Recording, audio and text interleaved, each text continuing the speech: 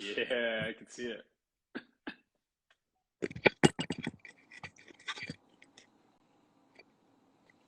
You guys at the gym this morning? Oh yeah. Oh yeah, just getting ready for the day. We got kids, first group comes in at 10.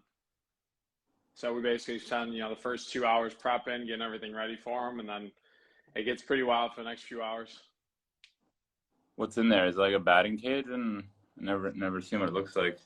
Can I take you on a tour real quick? Yeah, that'd be awesome. Yeah, I'll give you a little walkthrough. Hold on. So we, our last facility was 4,000 square feet. It was a just tiny facility, and we started off, we had literally 2 cages. Initially, I actually had 4 cages in a different facility, and then we merged into 2. And now this whole gym right here. Wow. So we have, your treadmill here for obviously our top speed sprints. We got Kaiser, which are awesome for all your air powered machines. I'll turn the lights on actually back here for you too. So when we first started, we pretty much had just the size of the gym, and we had 4 cages. And that was literally it. I ended up working with Ron, and we opened up a second place where we did more performance training. Very cool. And then I'll give you a nice scenic route here. So we got 4 cages here. If you go all the way back, we got an infield. And then if you go into that really dark corner, we have like a bullpen. And then we have over here like our sprint area. And then we have our signature wall. That's for our college and pro guys. So it's been really cool. So we literally started out with, I think my first gym was 1,000 square feet. Wow. It's like the smallest thing in the world. You had 3 guys in there, and it was like crazy packed. So it's been a cool ride. When did you guys open this gym? So this just opened up last year in November. We literally opened up November 1st and pretty much went right into like the heart of our season because we're really busy in November. So yeah, you're good. What got you started just to be a performance coach? What made you want to do that? Yeah, so I liked it my whole life. Like I know when I grew up, I played baseball, played at Canisius College, Division I in Buffalo, and as I trained for it, I just grew a love for like working out in the gym, and then it was like, how can I become better at what I do? So how can I hit the ball harder? How can I actually like play on Division I field? Because obviously it gets pretty intense. And I went to, my own performance trainers when I was younger and started to learn about the sport. In college, I started to go through, all that criteria. I had my own strength coach. And the further I got into it, I realized it was really cool and I liked it. And then I went into the personal training world after I got out of college. And the personal training world was really cool. I actually got into management. I ran 5 commercial gym personal training, studios. And it was awesome seeing kind of the growth of that and how that went, how we could actually help people, because a lot of the trainers that we see around here aren't incredibly like talented and potentially even knowledgeable on the new information coming out. So I saw all these people who basically weren't getting help, and we started to help them. Flash forward after 4 or 5 years of doing that, I got out of that and basically opened this up with Ron. He had the first facility already started. So I kind of just jumped on, and we realized basically that all these baseball players weren't getting the help they needed. And for me, it was really, really tight to my heart because when I played, I was like the stiffest dude ever around. So I could squat, 400, 450. I could bench 300 pounds, but I couldn't run, jump, sprint, rotate. And it's like, that is your sport. And we didn't do any of that, but I didn't know any better either, Do you have to be a specific type of trainer for baseball, or just a traditional like ACE certified trainer? Yeah, no, any type of trainer works. We have a couple other certifications too. So we use OnBaseU really heavily, and OnBaseU is really cool. So OnBaseU was basically developed by TPI, and the whole concept of OnBaseU is looking at how range of motion for each particular joint in baseball affects it. So, for instance, we look at how, even with John, honestly, when we worked with John, it was like, how is his hip internal rotation? How is his hip external rotation? And like, does he meet just the minimum guidelines for baseball? So then we train that, because the principles of training are the same regardless of who you are. It doesn't matter if you're a baseball player, a hockey player, football. The only difference is basically the range of motion that you need. Anaerobic, aerobic energy system needs, demands, power, strength demands. All like the demands change, but the principles are always the same, right? So it's just training people more so for what they do. And so, yeah, it's been really fun. Honestly, most of what I've learned, truthfully, has been from just experimentation, watching different people, learning from different people inside the industry, and growing it that way. Because most of those certifications typically are a little bit, further beyond to, they update them however many years. But new research, especially now in the industry, is coming out, every day. It's incredible. Very cool. So is it really similar? I feel like for baseball, it has to be like, do you need to do a lot of cardio training for baseball, let's say? Like, is that important?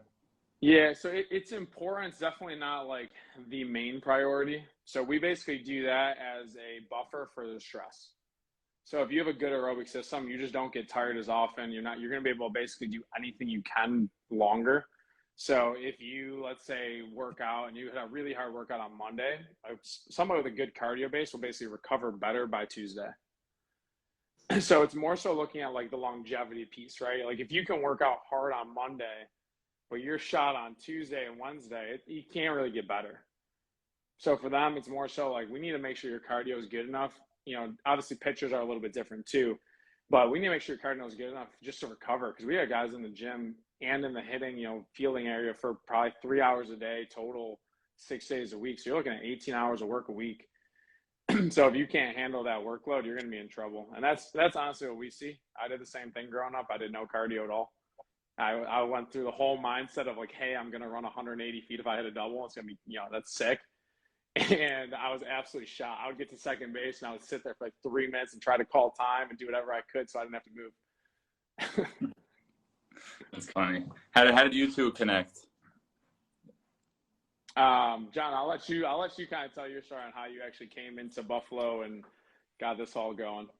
Yeah, so I started dating a girl from my hometown actually who had moved or gone to college and graduate school in the Buffalo area. So ironically, first time I came to visit, I got in contact with some guys that I'd played with who went to Canisius, and they put me in contact with Ron. So first time I came here, I met Ron and some of the other catchers that work at the facility. And I had been, for the last like 3 or 4 years, and Ethan is familiar with this, had been getting programmed by guys from Cressy Sports Performance. And Ron basically told me we had someone here in Buffalo who he started working with on the sports performance side who, did a very similar style of like functional movement training, obviously talking about Sam. So when I moved here, I was pretty eager to meet Sam, find out that there's someone in the area that I might be moving to who kind of coaches the same way. And yeah, I mean, the first time I met these guys, we hit it off and haven't really looked back since. Very cool.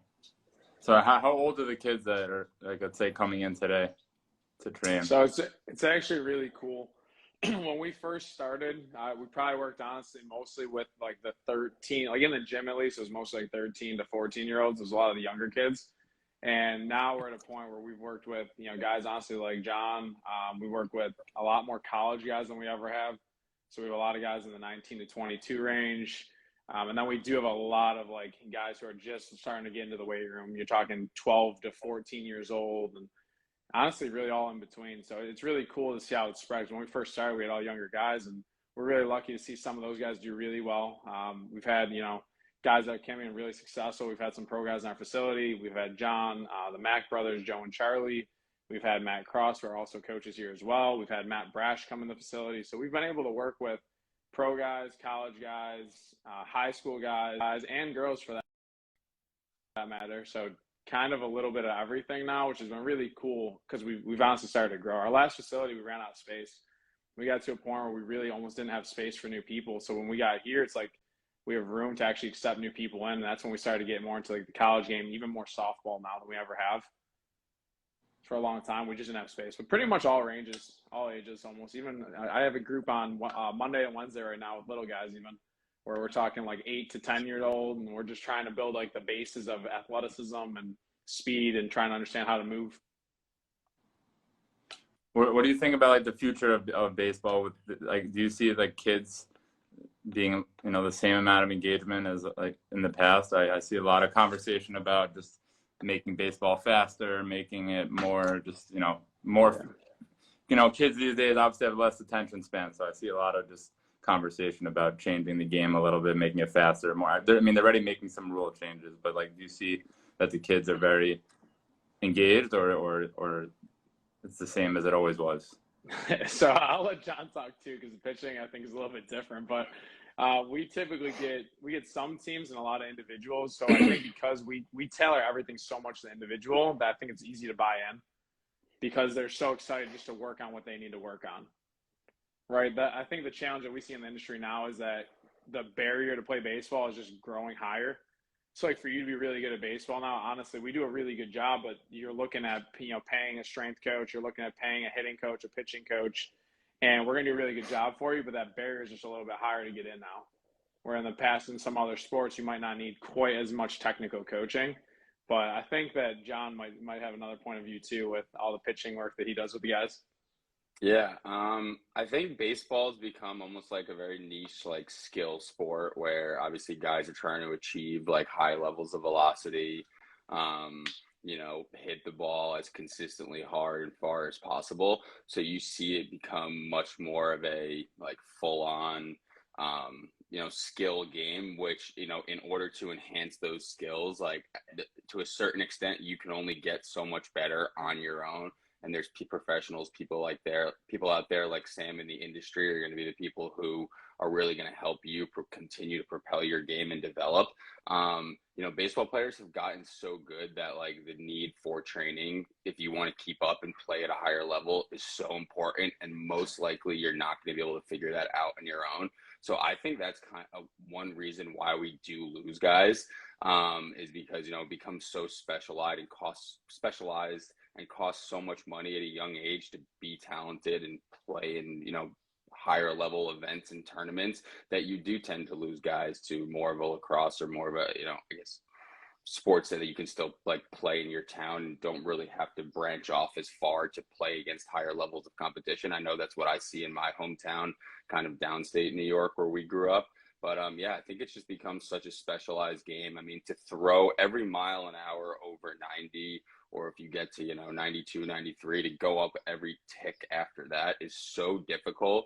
And it could be something that is hundreds and hundreds of hours of like tedious, monotonous work, where, I could walk into Sam's office one day and he has me open my foot the way that I come set on the rubber 10 degrees. And that could be the switch that I need. So, you never know with baseball, like it's such a mystery. Like Sam and I could put in the same work and, Sam could gain 10 miles an hour. I can gain 2 miles an hour. Like no two athletes are the same. And baseball is so specialized that I think it becomes difficult to really cater and, do everything that you need to become the best baseball player that you can be, if you either can't afford it or if you don't have like that natural gifted next level, like fast twitched athletic ability that baseball players need. Interesting. But you're a starting pitcher or you were a relief pitcher? I was a starter my whole life and then reliever only like last year of college and then beyond. In the Olympics? How was the Olympics experience? The Olympic experience was great. Yeah. It was obviously different than other years past just because of all the different restrictions that there were. But it was an incredible experience. Obviously got to play against guys that I'd never played against or on a level that I had never played before, and playing on such a large international stage like that was pretty crazy. And, sharing the field with some of the guys that we had the opportunity to was pretty incredible. But yeah, no, it was amazing. I mean, they flew by, the Olympics flew by so fast. I wish I could go back and live it again and redo it again. But no, it was a lot of fun. I mean, we had some pretty crazy games. Unfortunately we ended up on the wrong side of a few of those nail biters. But it was an amazing experience. I had the opportunity to pitch twice. Wasn't exactly the healthiest arm-wise going into it, so it was a pretty big struggle in itself just to kind of get myself ready to throw every single day. But I mean, it was the experience of a lifetime. Like walking out in the opening ceremonies was probably the coolest like adrenaline rush and one of the most amazing things I've ever experienced. Just kind of walking out into the tunnel, into those like bright lights where that everybody in the world's eyes are on you. So it was pretty incredible. And I know Ethan had a little bit of a taste of the beginning of it, so he could speak to the training camp a bit. Yeah, I got to see you guys play in Bethesda. That was really cool. That was a lot of fun. Okay. So yeah, it was great. What does the nutrition plan look like for, let's say, like a baseball athlete compared to just a different type of is it different? Is it anything specialized? We're pretty simple because a lot of the kids we work with are so young, so a lot of times, like if it's a 14-year-old, it's an old Eric Cressy line of just trying to find the lowest hanging fruit. And it's like, you got these guys who are coming in and they're pretty much eating crap, not getting any type of protein. They're sleeping like crap. So it's really just trying to get them to eat like a solid basis of good nutrition. Like for most of the guys, it's like, I need you to find what is a lean protein. What does it mean to actually have like vegetables in your diet, fruits in your diet? Like, how can you actually make that happen? Same thing with like your carbs. Like, what's a good fat? Something that's actually going to benefit you versus all this other fat. Not necessarily you can't have it, but how do you balance that? So I think for a lot of the guys we work with, it's more so just trying to get them like basic nutrition guidelines. As you go up, I think, like I know John's played with a lot of different things throughout his career, and I think as guys get more, developed, it's like, okay, now let's get a little bit more nitpicky. But overall, I mean, you're looking at pretty much what makes you feel good as an athlete. Biggest thing that we see is that athletes that we work with don't get enough protein a lot of times, and honestly, a lot of them just eat too much crap. So it's really, I think, like making it really simple. Like they just need to eat typically a lot better. Nothing crazy, but I know John's went through a whirlwind, especially as he had injuries and it was like trying to reduce inflammation. And then you're looking more like omega-3s and even like how potentially something like gluten could affect it and dairy. And I know he's had quite a game. So I think he's honestly the epitome of like the guy who needs to start to look at different diet changes as they progress. They maybe have injuries. That's where I think it gets more niche and they're like, okay, we just pretty much need to deal with inflammation. And that's really what we deal with them. Then just making sure they have enough to meet the energy demands. So, John, let's talk about a little bit of what you did, because I know you went through a lot of different testing there on your own. Yes. I'm definitely like complete opposite of a lot of athletes on this. I never had problem with holding weight in season. I never understood why guys lost weight.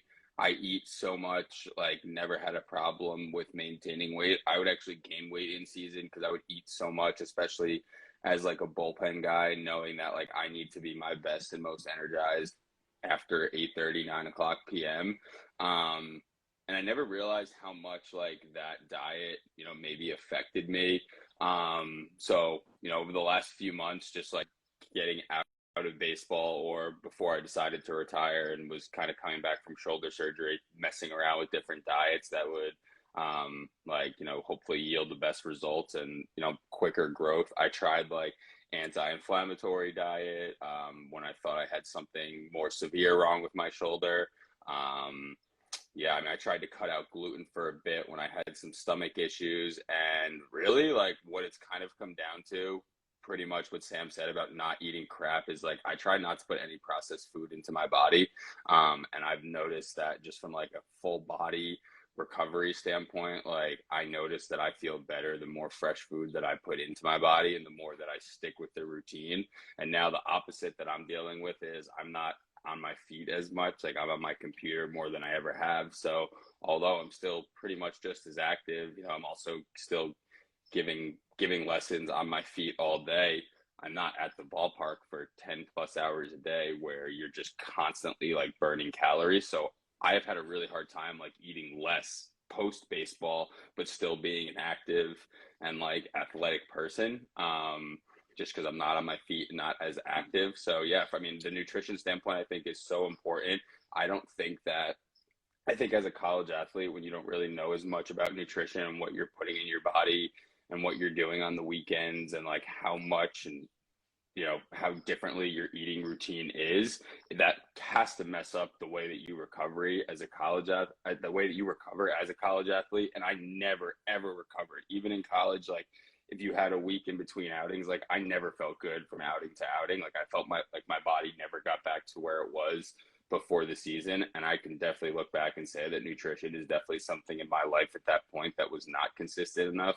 You were kind of just eating whatever you know, whatever was there and whatever was given to you. But then, you know, post college, where I'm prepping a lot more of my food and a lot more conscious of what goes into my body, I noticed that, you know, I was able to bounce back a lot quicker. And not only would I feel better and more recovered if I had to pitch a second day in a row, I would feel more energized if I put the right things into my body as well.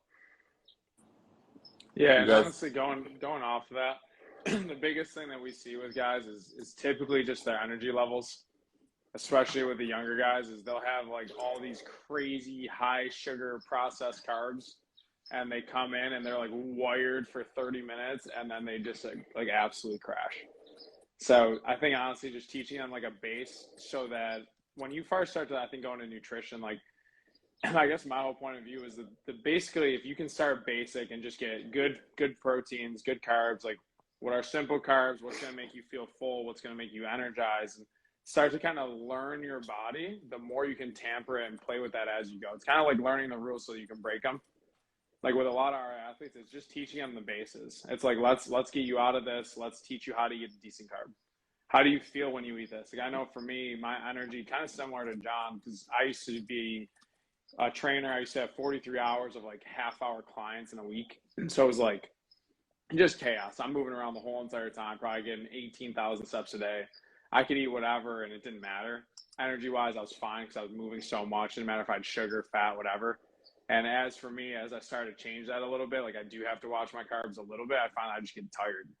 Like if I have too many carbs, I just get tired. I don't feel as good. So honestly, having more like healthy fats, similar like the bars that you guys have with, you know, sunflower butter bars, which are fire, by the way. But doing something like that where we're getting like good fats in, typically you feel better. But I think it's just teaching kids what are the bases so that as they grow and everyone's different, they can figure out what to change. very interesting. Yeah, we sent you guys some of our beverages, but unfortunately, just checked the tracking and they didn't arrive. They're arriving tomorrow. I'm excited, man.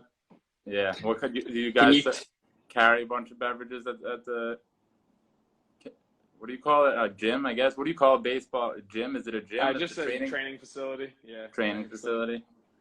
Yeah. All we have right now, we pretty much have BioSteel and Celsius. And that's pretty much it. Celsius is always a fan favorite, getting energy for guys.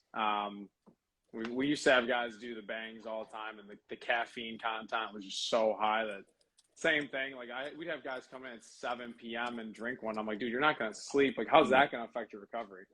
Well, let's talk about these low-hanging fruit. Like, you're not going to recover, man. You're going to be shot. You're going to go to bed at 3 a.m. So we have Celsius, and then we do BioSteel, which is just, you know, a better type of energy drink or nutrition drink, hydration, sorry. But it's way better than something like a Gatorade where we're getting all the sugar in. So I'm excited to honestly try what you guys have, though.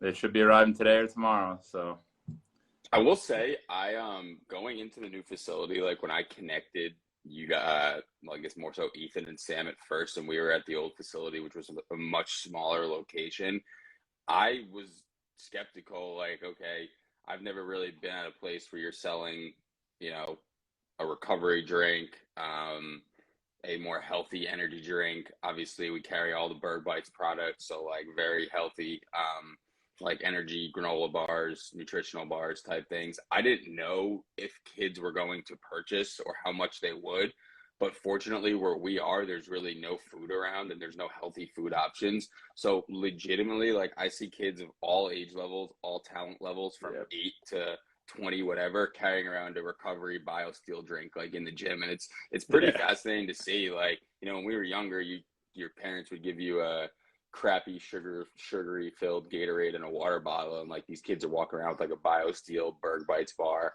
and you know, if they're tired, sometimes drinking a Celsius. Like it is pretty amazing to see like how much they've loved like having those options in store or in house. Yeah, and honestly, like, you know, obviously just having sunflower, people looked at that, I think initially like skeptical, especially kids. They're like, what, dude, I don't want sunflower butter, like I want chocolate. You know, and then they have like the pink bars are easily the hands down, I think, favorite for everybody, because they have them, and like the people look at them initially, and I think they're a little skeptical. And as soon as they have them, they're like, man, this is actually incredibly good. The bites, we have like little kids having the bites. We have, you know, our families who have, you know, we have 2-year-olds in the families here. Like they're literally bringing the bites home and having them. And honestly, when me and Ron talked about like what we wanted to have in the facility, because that was a big conversation. Like, what do we actually want to sell? You know, like, who do we want to be? We don't want people to be the people at the end of the day just trying to make money. It's like, I want to look at this. I have a daughter who's 11 months old. He's got a daughter who's the same, and he's got a son who's like 2 right now. And we're pretty much looking at that saying, hey, how can we actually like fuel our families as they come up in this? Because I don't want to give my kid crap as they come in the facility, and like we definitely shouldn't treat everybody else's that way. So it's pretty much like doing what we think was good for the facility because we thought it was good for our family. So it must be good for like our Hotcorner family, you know? So that's honestly, that's why we love the bar so much. It's actually a good nutrition option. Yeah. It's not I don't mean to interject here, but I want to say this before I forget. I've obviously had the opportunity to have Berg Bites for over a year now, and I've probably consumed almost 1,000 of them. Can you tell us a little bit more about your story? I think that would be interesting for people to hear. I personally would like to learn more. I personally would like a lifetime supply of the white chocolate sunflower butter. I'm happy to split it with Sam, Ron, and their kids if that's so cool. Good. But legitimately, like, they're incredible. I've had so many, like, I buy a box, my fiance eats the whole thing, like, before I get a chance to have one. Like, can you tell us a little bit more about the story behind this? Of course. So yeah, I'm actually in the apartment where it all started. I'm in this New York City right now. We used to make them when I was in high school. It was like a very different, of course. The products have evolved a lot. That was about like 10 years ago. We used to make them as like a frozen healthy treat that we would serve as like a dessert, nutritious dessert to all our guests. And I was always very interested in consumer products. And now we're talking about facilities and what kids are eating. That brings back memories that I can't believe this, but when I was playing basketball growing up, I would get a Gatorade and I was eating Airheads. I would like roll an Airhead around my thumb and eat Airhead, and I just can't. I used to just, you know, be drinking Gatorade and not really. That was in maybe middle school where I just became obsessive over it and realized like what I was consuming, and always knew I wanted to be a part of the better for you, just food and beverage movement. And so we started experimenting in our house here, making the bites, serving them, you know, every weekend as a healthy treat to our guests. And I saw that, you know, all types of customers, consumers, you know, really enjoyed them, whether they like to eat healthy or not. So I thought it would be a great first product to enter the market with. Of course, had no idea what I was getting into in terms of just the CPG industry and food and beverage industry. Really, no one in my family has any prior experience in it whatsoever. Everyone thought I was a little crazy, you know, going all in for it while I was in college. You know, I went all in, joined new venture competition in college, and we won that new venture competition. That really helped us, you know, get things underway. We got some money from our school, and then, you know, we joined a kitchen where we're still producing out of 6 years later in DC. So still based in DC. We're actually moving into a new kitchen next month, much more industrial, more equipment, some new products. So, but yeah, you know, we'll be really learn to love the industry, love, you know, manufacturing, you know, just educating the youth on nutrition and fitness and health and wellness. And but yeah, I mean, Matt, any other questions about just the, you know, manufacturing or? I know I got a question just about the drinks. So I know we've obviously had the bars now, and I've looked at the ingredients and talked to so many families about them and how it's minimal ingredients, all obviously like high quality nutrition, so you actually know what you're eating. Well, give me like what is the drink exactly? What do you have going on with that? Yeah, so actually we got there's LaMelo right there. That's his flavor, the kiwi strawberry LaMelo ball. That was always a dream to partner with a, you know, a young NBA star like a LaMelo. So that was a dream come true, and we actually created the drinks at a similar time that we did with the bites about 4 or 5 years ago. DRNX, that's the brand name, but adaptogenic waters, that's the trademark. When we started, no one knew what adaptogens were. Everyone, you know, was pretty confused by it, so that was a big challenge. But now adaptogens are really starting to just take front and center in just the food and beverage industry. And adaptogens are like old ancient Chinese herbs like maca, ginseng, holy basil. Ashwagandha is a very popular one now. Most importantly, they're all natural, 0 sugar, 5 calories. Very important, you know, I see that they're obviously sugar-free, but also all natural. A lot of the sugar-free beverages in the market are still artificially sweetened with stuff like sucralose, which is really not good for like your gut and gut health. So ours is sweetened with stevia, monk fruit, and erythritol, which gives like a really nice blend, and it, you know, really tastes like real sugar, but it's, you know, 5 calories, 0 sugar, and a bunch of other different vitamins. So we just write 20 plus functional ingredients. So it has vitamin D, which, almost 50% of Americans are deficient in vitamin D, selenium, chromium, just essential minerals. So it has a whole lot of good functional ingredients in there, but most importantly, it's 5 calories, tastes really good, and all natural. But I will admit, awesome. we're always, honest about the industry, and the big guys have gotten better, and which I'm happy to see. Like Gatorade now launched an all natural, sugar-free product, which is decent. So 5 years ago, nobody was doing that. So the industry is evolving. The bigger companies are getting better, which makes me happy to see, honestly, if anything. Yeah, I mean, even when I grew up, there was nothing. It was pretty much Powerade, Gatorade. You had like an orange if you needed some, some sugar or something like that. But there was no other option for any type of like electrolytes. I don't know if you ever saw the whole Kelly Starrett phase too, where he got. Do you know Kelly Starrett? You familiar? Who's that? So Kelly was he kind of honestly was a big like role model, I guess, for me in the industry. He got really big into mobility in the CrossFit world. Like we're talking probably 2014, maybe just before that, but he got really big and started to kind of preach nutrition a little bit with it. Like, what can you do? What's your mobility like? And one of the big things I remember him talking about was salt, because everybody was basically like just sweating and they would just drink water. And I know for me, I used to drink so much water to the point of overhydrating, and I wouldn't have any type of electrolyte ever. So I actually would feel really lethargic. I felt tired. I didn't feel good at all. And doing something even as simple as like a pinch of salt started that kind of process for me to start to even look into drinks. And that's when, it became popular now to start doing this stuff. And Gatorade at the time was the only option. You drink that and you're pretty much drinking straight sugar at the time. And it was like a syrup, it's not like you felt really good after it. But yeah, so that it was it's cool to see it all change and grow and get to this point now where it's not just like, hey, sugar, syrup. It's like you can actually have something pretty good that you're going to feel good after. Exactly. Do you guys recommend, do you guys take any supplements or recommend any supplements to athletes?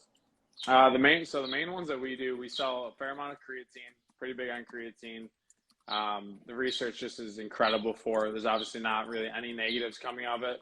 So we actually talk to a lot of parents, I would say, about kind of destroying some of the myths about creatine, because we have a lot of people that come in terrified that creatine is going to destroy their kids, and trying to put some of those myths down to rest. So we sell a fair amount of creatine, just a whey protein isolate. We sell like the hydration stuff from BioSteel, which is all just good electrolytes with stevia. And then outside of that, we sometimes recommend magnesium for certain people based on like energy demands and what their nutrition looks like. Vitamin D, we can typically recommend pretty heavily in the winter, especially being in New York, you get it. Like it sucks in the winter, so it's pretty much just darkness. And then omega-3s too to fight inflammation. Those are kind of the big ones that we talk about. We actually do sell collagen too, but I think collagen is just under, promoted in the market. I don't think a ton of people understand it in the industry. I think some of the high-level athletes do, and I honestly think some adults do. But kids, I think, are just too young to start to go into that concept. All of the ones you just mentioned are basically the ones that not creatine really, but I do know that it is very valid, creatine, and it is naturally found in the body already. So, yep. But that's good. Very cool. Yeah, we're pretty basic. We just want to see kids get on the right page. We want to see them start to take control of their body and learn, right? Like I want kids to learn this whole thing of like, how does their body feel? Because as an athlete, like it's great to have coaching, but like our role as coaches is to help you figure that stuff out. It's not just to do it for you. Because I don't know how your body feels. Like everybody's body is a little bit different, right? You have non-responders even to every supplement in the world. Like there's some people that certain things just don't work for. You can't guess that stuff. Like as an athlete, as a person, as a human, really, like you need to start to figure that stuff out. And that's our goal, is kind of help guide you on that process. Love that. Yep. I will say from being around there, it is more, I've always thought of like the baseball facility world as much more like baseball, softball specific.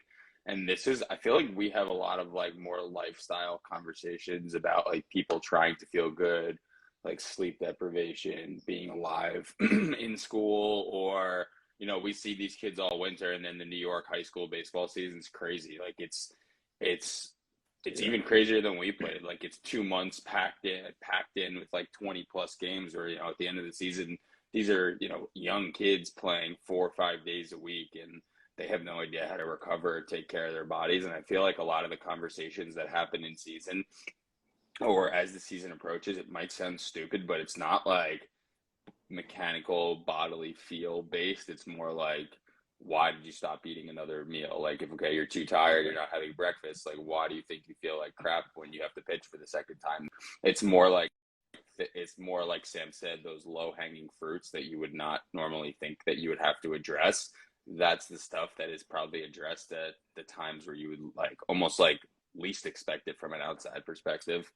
Yeah, it's really cool because we're starting to get a lot better at assessing. Like when we first started, 4 or 5 years ago, our assessments were okay. Like we got an okay idea of what was going on with the body. Now we're pretty good at understanding, like, okay, how's all this moving? Is the sleep good? Like we talk about sleep, we talk about nutrition, even on the intake on our assessment, because like we need to know what's going on with you, right? Like if you're doing all these things, working out, you're training, you're throwing, and then you're not sleeping or hydrating, or you're nutritionally sound, kind of doesn't matter. But it's really cool because this year with our assessments, like we had a kid who's a really good ball player, and we assessed him before the season, and then we assessed him after the season and during the season, because it does get so crazy. You got guys that are literally not in the facility at all. Like they might literally be playing 4 or 5 days a week. They're 40 minutes away. They've practiced every other day, so they literally just can't get in. And we did an assessment with the kid, and his whole assessment got worse. Like his hip mobility got worse, his shoulders moving worse, everything on his body is moving worse. But the cool part is we can actually sync that now with how he's feeling. So I talked to him, and I was like, hey, man, first off, have you been training at all? No. Okay, let's start there. And then the second part was like, how do you feel swinging? Like, how's throwing feel? And he's like, I just feel muscly. Like, I don't feel like I'm whipping the ball. I don't feel like I have any type of like rotation, separation, anything causing like momentum. I feel like I have to muscle it and try really hard. And we can look at his eval now and say, here's why. Like, here's what happened. Here's what you need to do. And it might be as simple as like, hey, man, I'm going to give you a warm up. It's going to take 20 minutes. And I just want you to do it every day. And I can pretty much guarantee you that your body's going to move a lot better. And you're going to start to feel whippy again.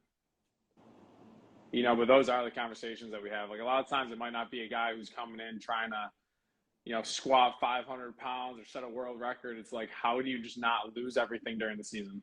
Like, how can you figure out some way to keep it and not lose it? Because I think that's the biggest thing that we face all the time is we see guys who go into the season and lose so much, and they come into the next season, and right at the beginning of the off season, they're trying to rebuild again.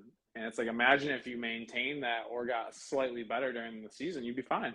We wouldn't be having to have this conversation of restarting.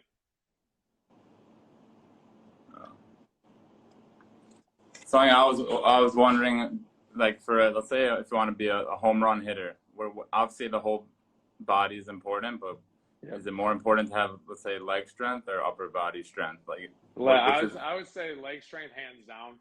Like I've seen we have some really good guys come in here who have a lot of power, hit the ball.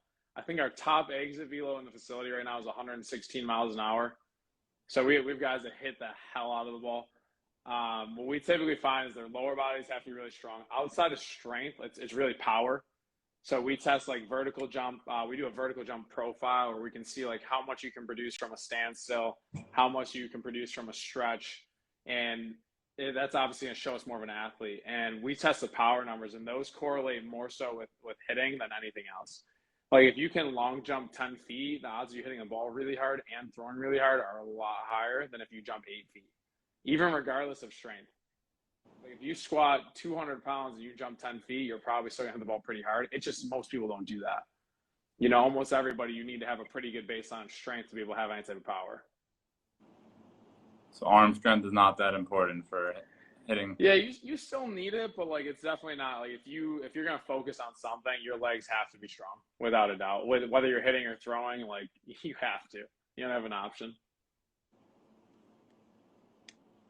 It's good to know. Yeah, it's been fun. Again, with our evals, we're starting to actually see what correlates, and they're starting to see that vertical jump correlates with like throwing velocity to a point. We're starting to see like a 10-yard dash does. You're starting to see like a long jump correlate with some of the stuff, even a lateral jump for pitchers. So we test power pretty heavily with them at least 4 times a year, and then we test it usually throughout their training as well. But it's a really easy way of seeing like, hey, are you still going to be as powerful? Because like at the end of the day, I don't care if you squat 500 pounds if you can't run and jump and sprint and rotate. Like that all doesn't matter, So upper body, if anything, we see a lot of injuries in the upper body. So it's more so making sure the upper body moves really well and is safe. But if you're doing everything right, like the lower body should fire and create the energy. And then from there, it should kind of transfer at some point to the upper body. But without the lower body having energy, you can't have a good swing. You can't throw well. Cool. It's great to know. Yeah. I think that's all the questions that I have for today. Anything else for me? No, I'm happy to be here. I appreciate you having me on, man. Yeah, it was great to learn. No, I appreciate it as well. Thank you for having us. Yeah, no, for sure. I mean, we love selling the bites out of the facility. I mean, there's been a lot of, like Sam said, a lot of positive feedback, and I hope to continue to see them in more stores, as we continue to grow. Yeah, thank you guys very much for your partnership. We appreciate it, and look forward to your feedback on the drinks. They should be arriving today or tomorrow. I'm sorry that they weren't here by today, but they were supposed to be, but can't control that. No, I'm just excited, man. I'll let you know how they are. I'm sure they're going to be great, though.